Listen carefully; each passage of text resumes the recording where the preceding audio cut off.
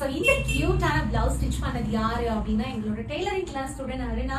எப்படி இருக்கு நீங்க சொல்லுங்க. இதுல ஆக்சுவலி பேட்ச் ஒர்க் டிசைன் அப்படியெல்லாம் எதுவும் இல்லை.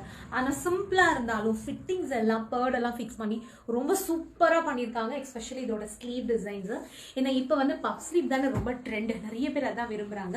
ஸோ பஃப் ஸ்லீவ் வந்து நல்லா ஹை பஃபா வந்து கொடுத்துட்டு எல்போ ஸ்லீவ்ல நெக் வந்து ஒரு டைமண்ட் ஷேப், நம்ம ஸ்டார் நெக் அப்படின்னு சொல்லுவோம் இல்லையா, அந்த மாதிரி ஒரு நெக்ல ரொம்ப அழகா அதை பார்க்கும் போதே அதோட ஃபிட்டிங் எந்த அளவுக்கு இருக்கு அப்படின்னு உங்களுக்கு தெரிஞ்சிருக்கும்.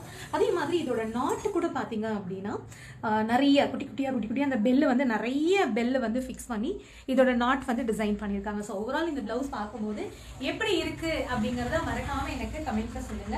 அது மட்டும் இல்ல, அடுத்து இன்னொரு பிளவுஸ் இருக்கு.